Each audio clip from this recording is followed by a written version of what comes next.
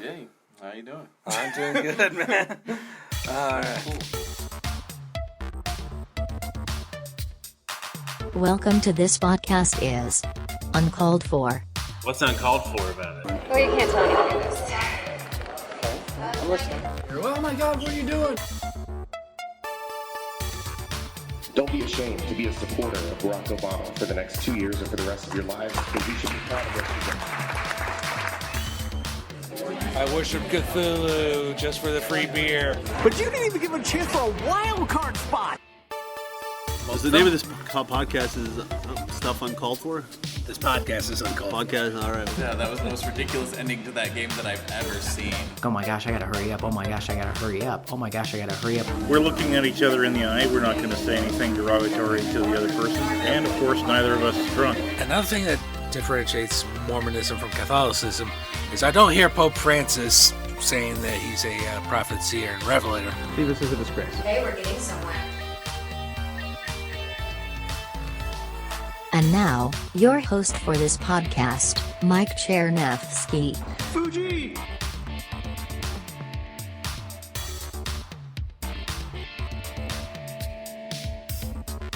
Welcome to the podcast. So by way of introducing our guest for today, allow me to reuse this clip from Tales from the Interim Net. And I do apologize for forgetting the character's name when I played this clip the first time during the Adam McKeith episode. It is Dr. Stanton Kingston. So let's take a listen. Thank you for coming out today. Well, the captain insisted that we come. Well, your reputation precedes you. My wife's told me all about you. Any news on Dr. Kobayashi? He's on with Bob now. Stone bastards turned him shortly after they took over his lab. That's tragic. Well, let's get to business. The reason why you're here. So today's guest is the actor who played Dr. Stanton Kingston. He is currently in Denver, Colorado, and has some projects he would like to promote. And we did experience some technical issues recording today's episode over the phone, but please bear with us. So please welcome George M. Dean to today's podcast.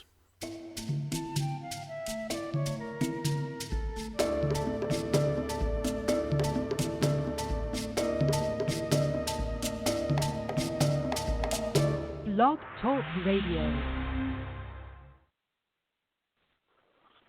Hello? Yeah, hello. Hello, can you hear me? Yeah, I can hear you just fine, yeah. So, Hey, what's up? George Dean here.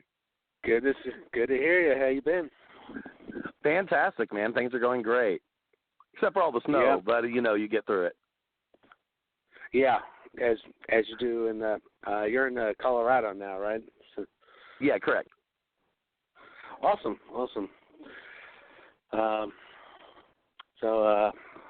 Yeah, I apologize for all the technical issues on my end. Fair enough. It happens. All right. So let's go on. First and foremost, tell us about what you've been up to. Well, today, Enlightenment Part 2 released. I just finished a compilation album with a group out of California. It features SI, KCPL, Gypsy, The Heathens, and AR Nine Tails on the album, as well as Farija, and she's out of London. So that dropped today, so we're celebrating that this afternoon. I'm with agency in Denver, working, talking to Big Fish, doing some acting stuff, working on some commercial work right now before I look for the next big project I want to be a part of. Just got my reel done this week. That'll be released this week. Chris Bilsma actually did the reel. He's fantastic. If you get a chance to get a reel done, definitely go with Chris Bilsma because he does amazing work. He was in the most recent Breaking Bad movie, so he's his star is really rising, and his work is impeccable and it speaks for itself. So that's releasing this week, and other than that, just enjoying the beautiful scenery here in Colorado, really. Cool. And for our listening audience, Chris Bilsma, another actor with a KC background, and I know the guy pretty well. Great sports fan, and doing fantastic things, as you've said, in terms of acting and networking out. I think he's actually in New Mexico, but he's getting a lot of Hollywood work. So awesome. So yeah, you're actually the third Tales actor I've had on this podcast already. I had Adam back in season 1, and I'm going to spoil something for our listeners. Adam has agreed to be one of my live show interviews for the upcoming Fringe Festival version of this podcast. That's awesome. And yeah, and then I also had Chris Lyman come on earlier the week we're recording this, and that was a pretty cool interview as well.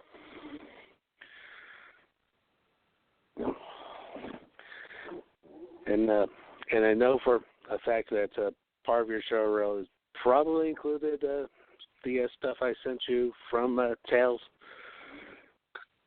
Yes, absolutely. I just brought up a memory when we were shooting Tales. I remember we were there on the set, and you had an actress that got sick or something, didn't show up. And actually, it was funny. My wife actually had to stand in for the day we shot there. And recently, my friend found it and is posting it all over her Facebook feed and driving her nuts with it. But I thought it was a really good scene. I mean, it was a lot of fun shooting that with you, and I'd love to do work with you again in the future. Oh, absolutely, absolutely. You're always welcome on my sets. We'll put it that way. Yeah, that was a good long. It was a long day, folks. Listening at home, we were at that studio for probably not you, but I certainly was over 8 hours. And then I recall it was really, really hot that day, and we're trying to get everything done as quickly as possible. And yeah, the actors were really cool too. I remember that all of us went to lunch together, so we were all getting along. There was good camaraderie. It was a lot of fun being on that set. It was relaxed. It was a good environment. You were well in control of it. I think you did a fantastic job that day, and I think everybody really enjoyed being there. Oh, thank you for that. So, yeah, I didn't join you guys for lunch. I stayed at the studio doing stuff. Yeah, and yeah, that's why a lot of people probably wouldn't know this if they were seeing it, but I'm kind of in Tales myself. So you probably won't recognize me watching it because I'm playing a ninja. I didn't know that. That's actually the first time I found out about that. Yeah, well, not many of the scenes you did, but yeah, the first 3 episodes. There's a ninja fighting people and everything. Yeah, that ninja's me. So. Yeah, and if anybody out there hasn't had a chance to check it out, definitely go on there. I think you can get most of the episodes on YouTube at this point, can't you? That's right. All the ones that have been completed are on YouTube. The channel is simply Tales from the Interim Net, and I think your episode was actually embedded into Adam's show notes because he mentioned that episode as being probably his favorite. It was a scene that we did later. So, yeah. Yeah, I got fortunate. The day I showed up, it was really popping and everything was going really well. And I only got to be on the set for one day because I only had to shoot some pieces from an episode. I think it was just I was in two or three places from one episode, but it was a really good day. I'm glad that got to be the day that I got to be there to shoot because everyone was there. We had a lot of fun. Adam's a great guy, Adam McKeith, and he's isn't he out in L.A. right now? He came back from L.A. just a few months ago, so he's back in Kansas City now. But Helen Calvert's, who played Jennifer, she's out in L.A. now. Gotcha. Yeah. Yeah, no, aren't you guys in Missouri fighting? I talked briefly to Steph Scruff. She runs the Kansas City Film Commission, and she said they're fighting something as far as funding for the film community in the Kansas City area. Is that true? What's going on there? Okay, so what's going on there is the new mayor, Mayor Lucas, I think his name is, submitted a budget recently that would cut funding entirely for the KC Film Office. Whoa. Yeah. Why would they do that with people like Paul Rudd and Jason Sudeikis coming out of there? You know, we've got it's produced that Kansas City market has produced. I mean, it helped my career boost. I'm definitely from that area. Chris Bilsma, you know, it creates talent and artists that go out there and make something themselves. I can't imagine why they would want to cut that viewing, that tourist attraction, that, you know, that art. You know, everything comes back to art at the end of the day. Why would they want to take that away? I'm really surprised. Yeah. By the way, you mentioned Rudd and Sudeikis. You know, I went to the same high school as those guys, right?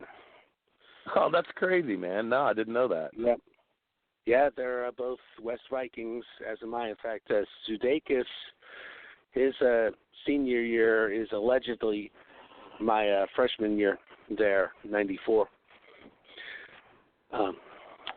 That's just one of those things, politicians that get in the office and completely ignore the arts.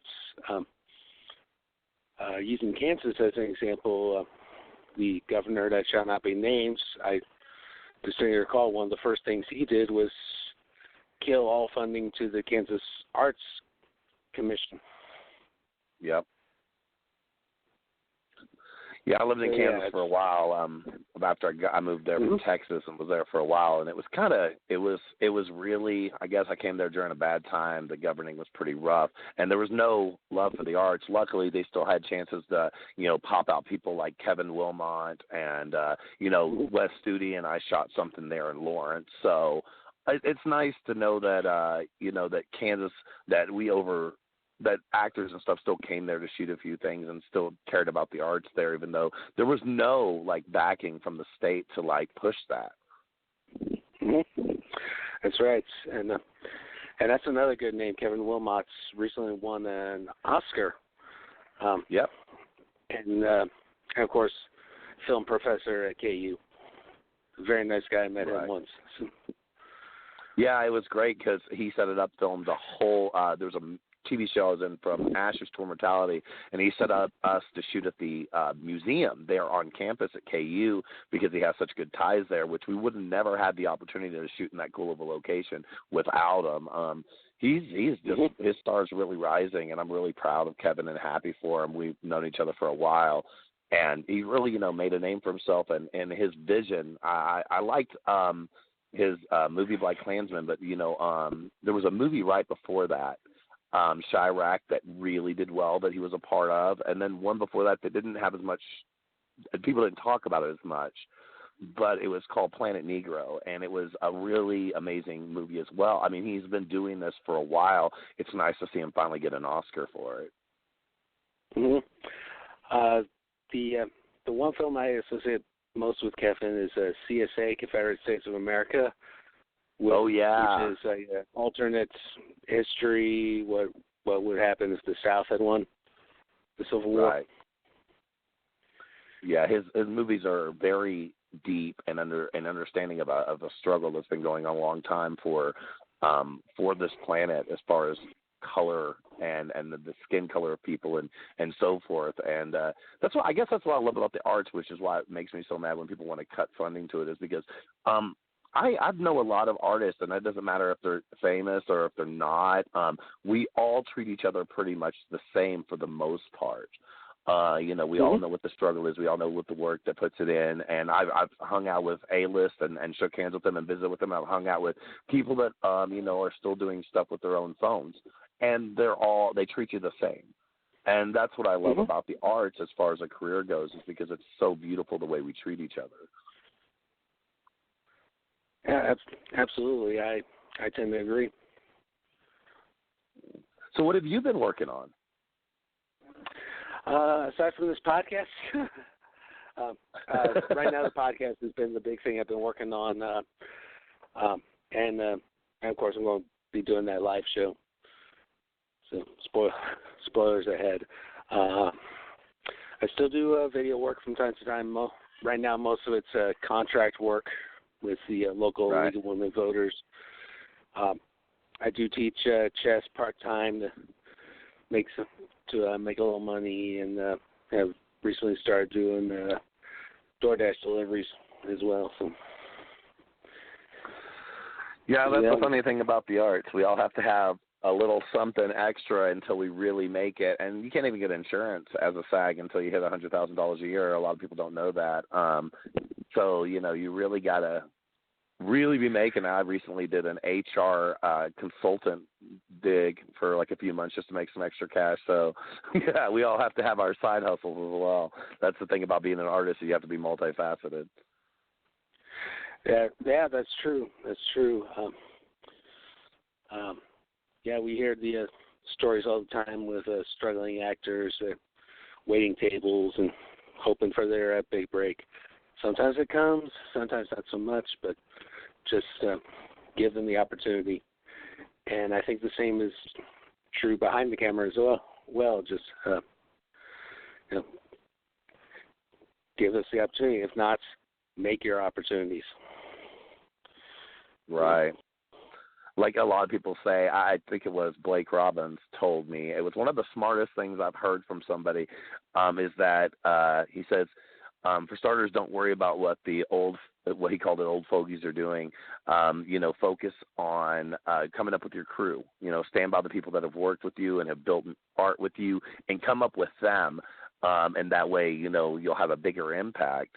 And I always thought, that was really smart advice because you can, when you stick together, when you work together, all those horror stories don't become as much of a struggle. I live with a makeup artist, a dancer, and a DJ out of California, and we, pull our money together to take care of ourselves.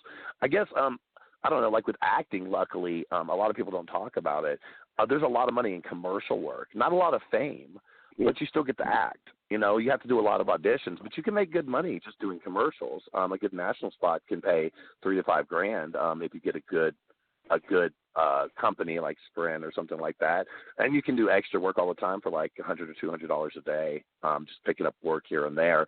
But you got to be willing to travel. Really, is what it takes if you want to be an actor. You got to be willing to go to different places because there's never a lot going on back to back to back.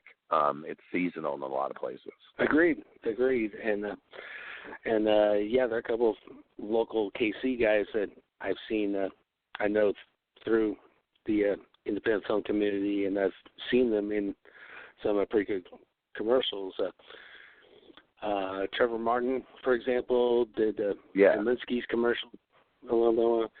Davis DeRock did those commercials, I think, for one of the hospital firms around here, and Anita Cordell also comes to mind, doing Swim for Life, I think is the name of it. So I've seen a couple of those. Mhm. Yep, all local actors doing that stuff. Yeah, I think even there was a TV show host. I know him. He's pretty good friends with me. His name's Mike Anderson, but he did a TV show in Lawrence for a long time called The Not So Late Show, and he did a national commercial. It was either for like Verizon or Sprint or something. He was in an elevator, and I'm like, that's sometimes the way we got to make it when we're from the Midwest or we're from smaller towns, that we have to fight for funding. Where in some places it's part of the budget every year. They expect it. It's part of their culture and their vision and who the city is. Unfortunately, for a lot of places, there are artists that are struggling through not just trying to find gigs, not just doing auditions. There's directors that are not just struggling through meetings or trying to sales pitch, but they're also fighting against the community to even have a venue to do these things, fighting against the city itself to shut down places like the KC Film Commission, which is vital for the Kansas City market. Mm-hmm. Yep. Yeah. That'd be really sad. Yeah. Yeah, absolutely.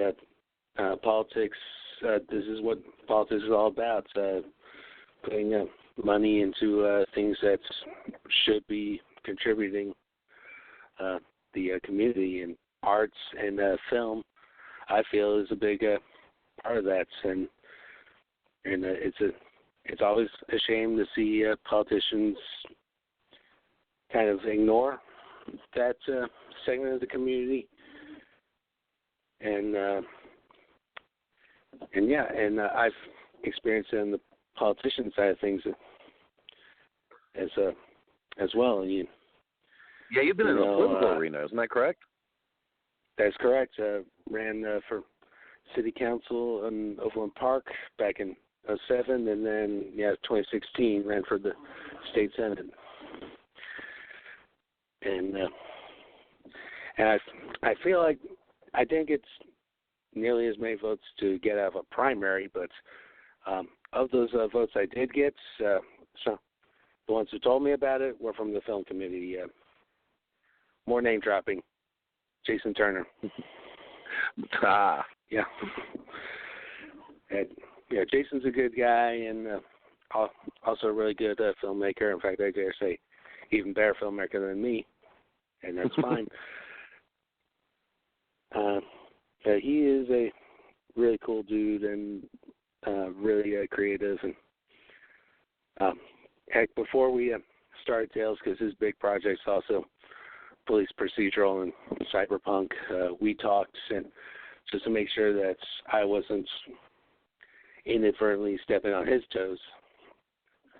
Not only was he fine with what I was doing, but he donated like 3 boxes full of costumes and props to me that I would later donate to the studio that we were shooting at. So.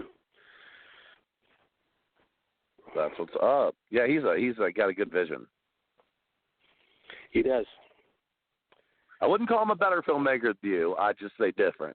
But, I've had a chance to hang out with him on a few occasions. I think, if I'm right, not to try to get it, I don't want to get it wrong, but there was a person that he was dating. I'm not sure if they're still together, but we did a film together as well, which was a lot of fun.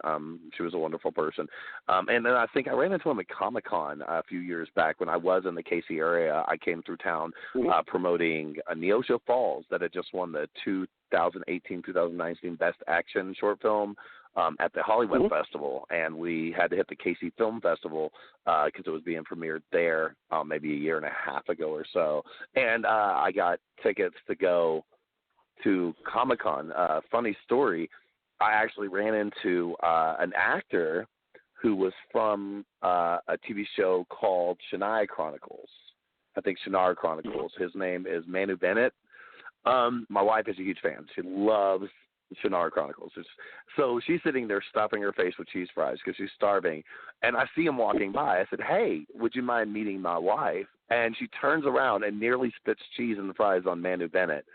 And she was so mad at me and so embarrassed. He got a little laugh out of it. He was a really nice guy about it. The accent is real, but it was really funny. And then later on, we ran into a couple of people. We ran into Jason Turner, and then we ran into Steve Williams, a stand-up comedian there from the local KC area. And he actually met us in line to go watch Kevin Smith and meet Kevin Smith at the he was speaking at the convention. And that guy's a riot. Mm-hmm.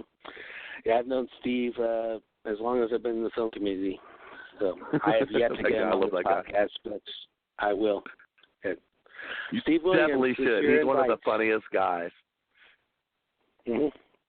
Yeah, I used to do karaoke with him on occasion. So, yeah, we did the Chosen series together, I believe it was. That's where I met him. All right. Yeah, it was the first day I went there. I pulled up, and he was trying to get into character. And so the first time I meet Steve, he has me drive him to the store to get a 6-pack of beer. So that's the first time I ever met Steve, and that just tells me everything I needed to know about the rest of our friendship. He recently got engaged. He's a great guy, man. I'm really happy. I hope he gets back into more stand-up. I miss his stand-up. Yeah, it's been a while since I've seen him, and I'd like to see him get back into film and everything too. So yeah, and it's funny you mentioned Kevin Smith because he was in town fairly recently, and did not get a chance to go. And I'm kicking myself a little bit for that because he is one of my big film inspirations, if you will. Right. Yeah. Yeah, he's amazing. I just recently watched his new Jay and Silent Bob reboot, and it was pretty awesome. I loved the way he did it. Mm-hmm. I still need to see that. By the way, I've seen all the other View Universe movies, but not that one yet. Yeah. That's what's up. Yeah, no. I think watching. I guess it was probably Chasing Amy. Was my first like real, oh my God, he's got it. Whatever it is, this man has it. I think that's really what set that in for me. Yeah, for me it was Clerks, just because he was able to do it on such a tiny budget. But in terms of story quality, I would agree Amy is probably the best of those films. So, just out of curiosity, when did you start this? When did this podcast start? When was the birth? Started in May. Oh, nice. Started in May because I had a lull in my scheduling and needed to do something to keep me busy. So I started the podcast, and Pat Lamb was the very first interview. So, I'm really trying to start to understand podcasts because I'm a little older. So I've been told for music we need to do more podcasts and stuff like that, but I just can't seem to figure it out, get into it. And the producer's talking about it, so hopefully he does something with it. He's a lot younger. Mm-hmm. Yeah, podcasting is basically the best way to describe it is a radio program on the internet that's available 24/7 and everything. And we have a good podcasting community in Kansas City too. So you might have something out there in Denver. All I can say is look around. Yeah, for sure. No, what's the name of the? Do they have like a name of the Kansas City podcast group I could look up? So it's a meetup group, Kansas City podcasting meetup. Cool. Yeah, I'd like to listen to some of that. That sounds great. Yeah, absolutely. And I'll share this episode with you when I'm finished with the editing and everything. So, yeah. Awesome. And, hopefully it's on hold right now because I've got a bunch of other things going on. But we have a TV show called, if you don't mind me plugging it for a split second, we got a TV show called Egocentric that we're working on. It's actually kind of based off the city of Kansas City and the struggle they're going through, which is why I care so much about what's happening there. Not just because, obviously I care because it's the arts community and it's local for me, even though I'm traveling. But also, this show is really about a group of actors and a director who went to Hollywood, made this big hit, and then made nothing but crap. But he was from Kansas City, so he kind of crawled back home and didn't make it. But he got this script that's amazing, and he's trying to shoot it with a group of actors in a Kansas City-type environment, a smaller city that's having a more struggle getting the budgets they need for building the film community. And got some good names. I'm not going to mention any of them yet. Good names attached to them, names people will know. Hopefully that will be down the chute. And it's going to be my directorial debut. So. All right, cool. Well, we're almost out of time. So thanks for being on the podcast, and talk to you soon. Thanks for having me, man. Take it easy. Mm-hmm. Yeah. All right. All right, bye. Bye.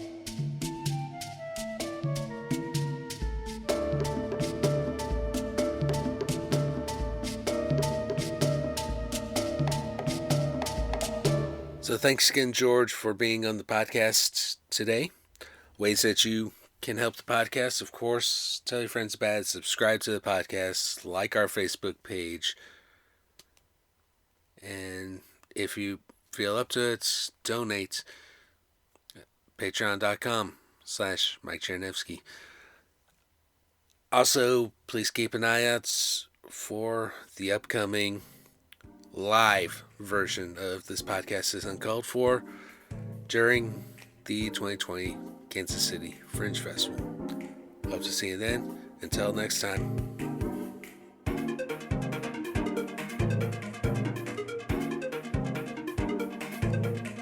This podcast is Uncalled For. It's hosted, produced, and edited by myself, Mike Chernovsky. Opening music is Fantasia Fantasia by Kevin MacLeod at Incompetech.com. Licensed under Creative Commons by Attribution, 4.0 license. Outro music is Just Can't Burn by Mid-Air Machine. Licensed under Creative Commons by Attribution's Share-alike license. Additional music includes Morocco Sting by Kevin MacLeod at Incompetech.com. Licensed under Creative Commons by Attribution, 4.0 license.